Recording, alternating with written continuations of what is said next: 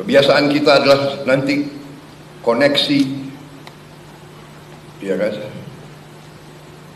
koncoisme dan sebagainya. Kamu anaknya siapa? Kamu ponakannya siapa? Saya bergabung dengan Pak Jokowi, walaupun kita telah berseberangan, berkompetisi dengan tajam selama 2 kali pemilihan umum. Begitu beliau mengajak saya kira saya berpikirnya itu mungkin hanya setengah jam. Dan saya mengatakan saya gabung.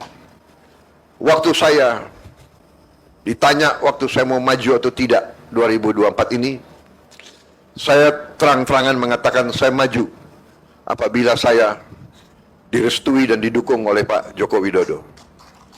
Kenapa? Karena kita butuh kontinuitas. Kita butuh komitmen keberlanjutan.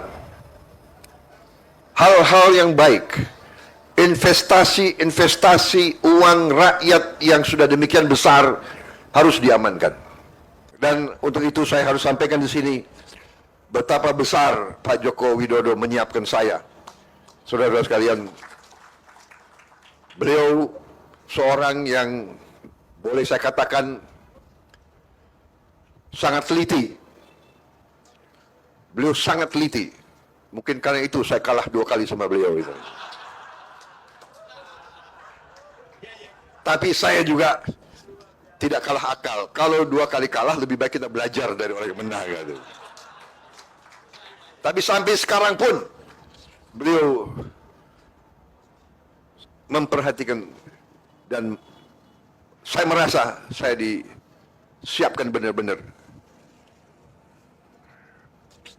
Kemarin saya masih dipanggil Menhan kan, sekarang sudah lebih akrab Mas Bowo. Jadi Mas Bowo nanti harus berangkat ke sini, ketemu ini. Jadi beliau yang siap Pak, siap. Benar, saya ke Tiongkok atas petunjuk beliau, ke Jepang. Sekarang saya diperintahkan untuk ke Timur Tengah, sangat penting. Jadi saya kira demikian.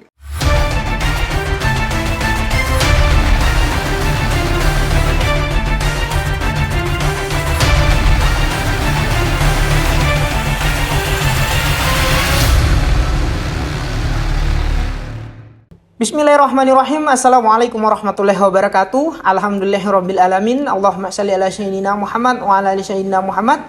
Sahabat-sahabat Bloko Soto Channel, semoga terus dalam keadaan sehat walafiat dan terus dalam lindungan Tuhan Yang Maha Esa. Balik lagi di Bloko Soto Channel dalam obrolan berita-berita populer. Hari ini Bobi Nasution, mantu Pak Joko Widodo, menuai perhatian publik setelah keputusannya yang menunjuk langsung pamannya sebagai PLH Sekretaris Daerah di Kota Medan.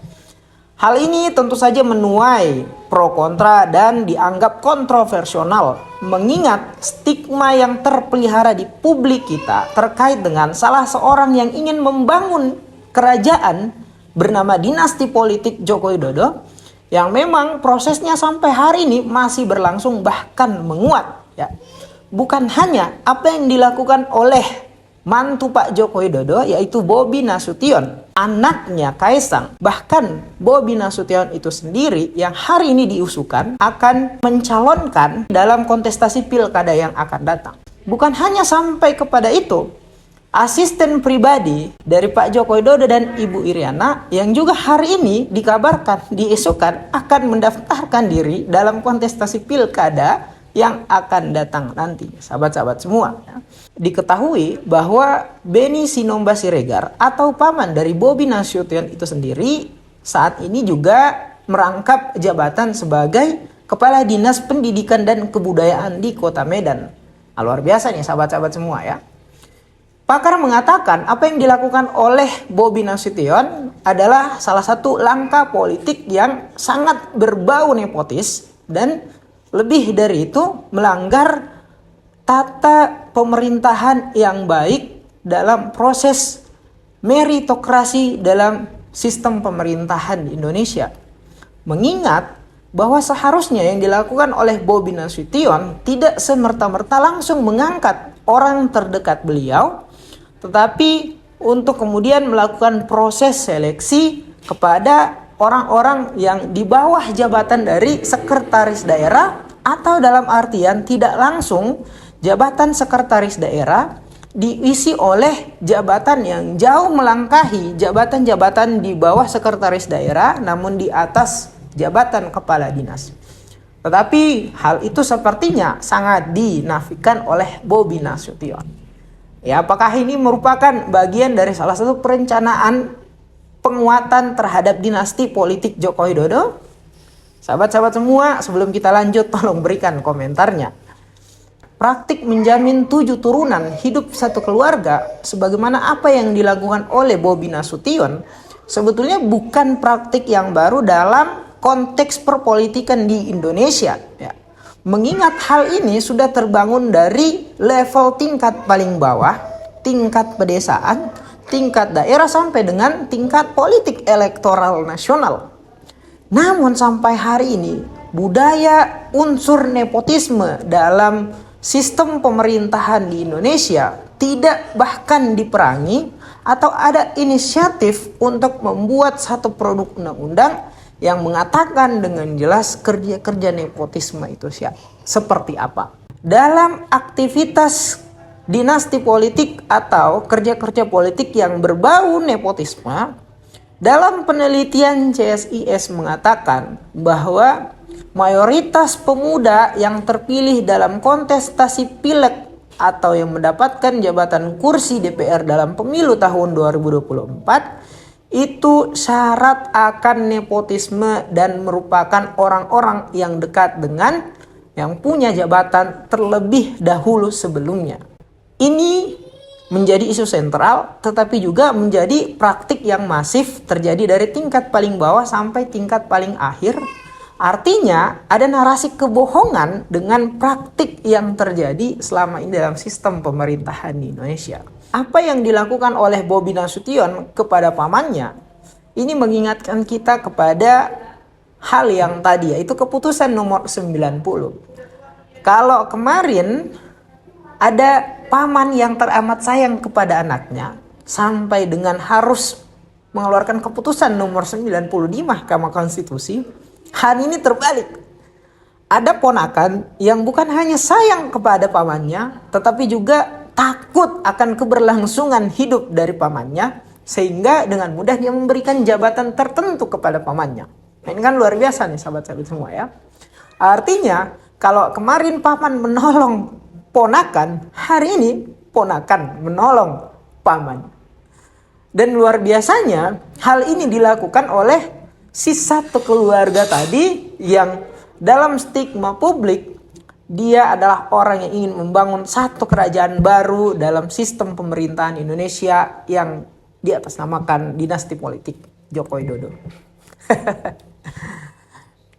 Hal ini tentu harus ditentang sahabat-sahabat semua, mengingat bahwa kalau nantinya jabatan-jabatan seperti ini hanya disandarkan pada kepentingan administratif dan formalitas saja, tentu dalam proses berjalannya negara kita, para pemimpin-pemimpin atau orang-orang yang menduduki jabatan-jabatan tadi melihat orang-orang yang harus mereka treatment dengan baik. Rakyatnya itu dianggap hanya sebatas formalitas dan administratif saja. Yang penting rakyat saya masih hidup. Ya. Persetan, urusan, memunafikkan segala macam yang misalnya menjadi nasib rakyat kecil hari ini, nasib orang-orang yang masuk dalam kategori kemiskinan ekstrim, orang-orang yang hari ini sulit mengakses pekerjaan, orang-orang yang hari ini sulit mengakses keadilan dalam proses penegakan hukum, orang-orang yang hari ini bahkan tidak tahu mau hidup seperti apa besok, dan orang-orang yang hari ini terus mengharapkan akan adanya keadilan yang dilahirkan oleh pemerintah-pemerintah, orang-orang yang pernah menjanjikan keadilan itu kepada mereka. Padahal kalau kita lihat di sisi lain, sahabat-sahabat semua, orang-orang yang justru menanggungi kebijakan ketenaga kerjaan kita di Indonesia adalah orang-orang yang tidak harus memenuhi syarat-syarat dalam perekrutan pekerja di Indonesia. Contoh misalnya, orang-orang yang ada di parlemen, di gedung-gedung DPR sana, apakah orang-orang yang dituntut harus punya pengetahuan dan wawasan yang sangat luas? Kan tidak juga. Apakah orang-orang yang berada di gedung-gedung DPR sana adalah orang-orang yang harus dituntut punya IPK 3 sampai dengan 3,5?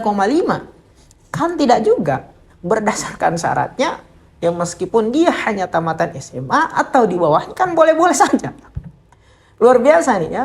Sementara produk aturan yang mereka harus buat, misal tentang undang-undang ketenaga kerjaan, itu ditafsirkan dengan sangat luar biasa oleh para perusahaan-perusahaan dengan memberikan standar paling tinggi kepada para pelamar pekerjaan.